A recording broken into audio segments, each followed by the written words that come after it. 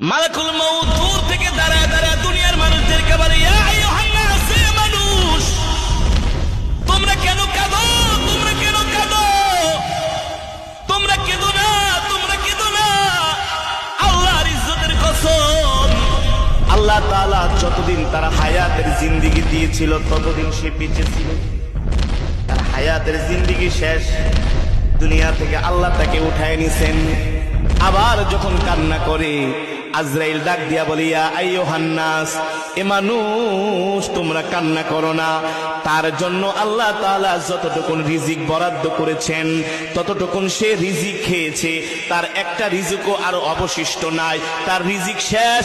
এই কারণে আল্লাহ তাআলা তাকে দুনিয়া থেকে উঠায় নিয়েছেন। ঠিক কিনা? আবার মানুষ যখন কান্না করে, কবর ডাক দিয়া বলে, আজরাইল ডাক দিয়া বলে, হে দুনিয়ার মানুষ কান্না করো না, যে ইন্তেকাল করছে সে তো দুনিয়া থেকে বেঁচে গেছে। তোমরা কবরের জন্য তৈয়ার হও, তোমরা কবরের জন্য প্রস্তুত হও। সাহাবীরা জিজ্ঞেস করলেন, গো আল্লাহর নবী, তাহলে আমরা আজরাইলের মালাকুল মউত ফেরেশতার এই কথা শুনতে পাই না কেন? নবী বলেন, ও সাহাবীরা, দুনিয়ার মানুষ যদি এই কথাগুলো শুনতো তাহলে দুনিয়ার মানুষ কোনো ব্যবসা বাণিজ্য চাকরি বাকরি করতে পারতো না, খেত খামার করতে পারতো না। তাহলে সব মানুষ কবরের চিন্তায় দুনিয়া ছাইরা জঙ্গলে যায় শুধু ইবাদত করত।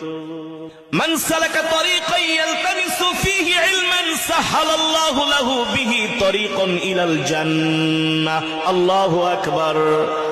আল্লাহর নবী বলেন, আমার কোন উম্মত যদি দ্বীন শিখার জন্য, আমার কোন উম্মত যদি কোরআন শিখার জন্য, আমার কোন উম্মত যদি দ্বীনের কোন কথা শোনার জন্য ঘর থেকে বের হয়ে যায়, এ যে সে কষ্ট করে করে ঘর থেকে বের হলেন, হেঁটে হেঁটে বের হয়ে কোরআনের মজমা পর্যন্ত গেলেন, কোরআনের মাহফিল পর্যন্ত গেলেন, মাদ্রাসা পর্যন্ত গেলেন, দ্বীনি বিদ্যালয়ের ঘর পর্যন্ত গেলেন, এই যে তিনি কোরআন শেখার জন্য, দ্বীন শিখার জন্য ঘর থেকে বের হয়েছেন, এর বিনিময়ে আল্লাহ তাআলা তার জন্য জান্নাতের পথকে সহজ করে দিবেন। জোরে বলেন আল্লাহু আকবার।